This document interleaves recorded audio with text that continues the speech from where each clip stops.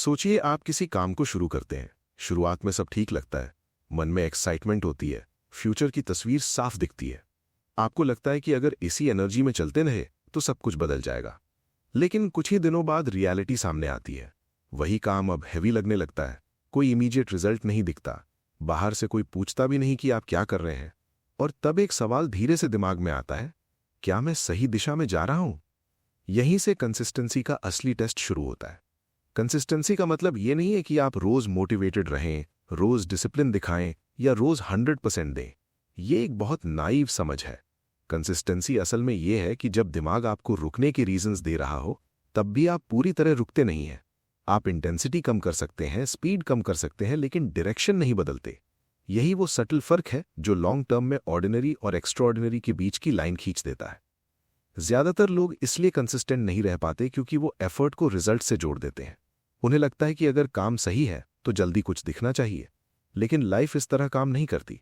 बहुत सारे meaningful changes पहले अंदर होते हैं, बाहर बाद में दिखाई देते हैं। जब तक ये समझ क्लियर नहीं होती, इंसान हर कुछ दिनों में अपने डिसीजन पर डाउट करने लगता है। कंसिस्टेंसी तब टूटती है जब इंसान एफर्ट को पॉइंटलेस मान लेता है, ना कि तब जब वो थक जाता है। यहां एक बहुत जरूरी बात समझनी होती है। कंसिस्टेंसी हैबिट नहीं है, ये आइडेंटिटी का एक्सटेंशन है। आप रोज वही काम करते हैं जो आपकी सेल्फ इमेज अलाउ करती है। अगर अंदर से आपकी पहचान है कि मैं बीच में छोड़ देता हूं, तो थोड़ी सी डिफिकल्टी भी आपको जस्टिफाई करने का मौका दे देगी। लेकिन जब पहचान बदलती है, मैं स्लो हो सकता हूं, इम्परफेक्ट हो सकता हूं, लेकिन मैं खुद से किया काम छोड़ता नहीं, तो एक्शन अपने आप रिपीट होने लगता है। कंसिस्टेंसी बाहर से पुश करने से नहीं, अंदर से परमिशन मिलने से आती है। साइकोलॉजी में इसे डिलेड ग्रेटिफिकेशन कहा जाता है। इसका मतलब बहुत सिंपल है। जो इंसान आज के डिस्कम्फर्ट को फ्यूचर के बेनिफिट के लिए सहन कर लेता है, वही लॉन्ग टर्म में टिकता है। कंसिस्टेंसी मेहनत का टेस्ट नहीं है, ये इंतजार करने की क्षमता का टेस्ट है। जो इंसान बिना अपलॉज, बिना कंफर्मेशन, बिना गारंटी के काम करता रहता है, वही धीरे धीरे आगे निकल जाता है। लोग अक्सर इंटेंसिटी को कंसिस्टेंसी समझ लेते हैं। वे सोचते हैं कि अगर आज पूरा नहीं कर पाए तो सब खराब हो गया। जबकि सच ये है कि कंसिस्टेंसी परफेक्ट दिनों से नहीं बनती, इम्परफेक्ट दिनों को सरवाइव करने से बनती है। जिस दिन आप बहुत कम करते हैं लेकिन करते हैं, वही दिन आपकी कंसिस्टेंसी को मजबूत करता है, क्योंकि उस दिन आप मोटिवेशन से नहीं, कमिटमेंट से चल रहे होते हैं। समय के साथ कंसिस्टेंसी एक और चीज बनाती है, सेल्फ ट्रस्ट।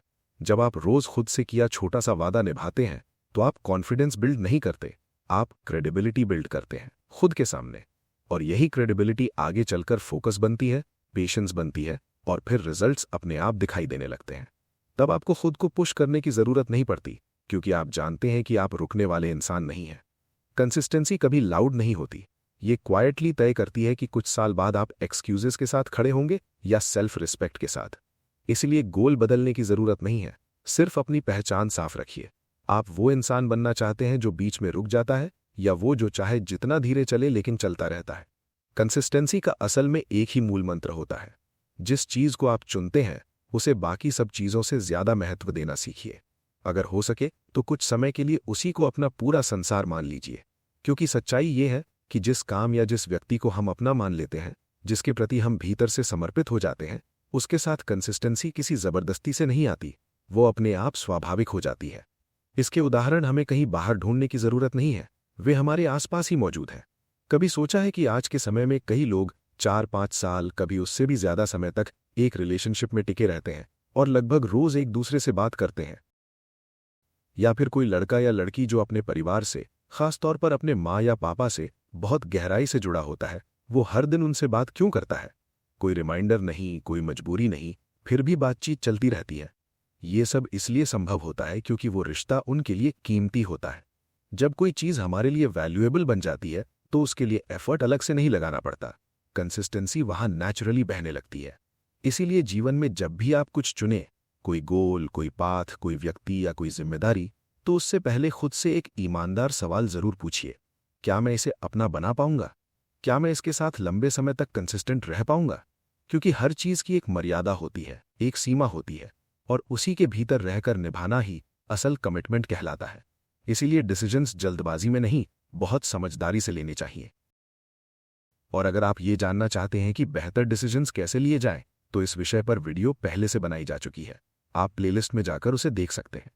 कंसिस्टेंसी कोई टेक्निक नहीं है, ये उस चीज का नेचुरल परिणाम है जिसे आपने पूरे होश के साथ अपना चुना है।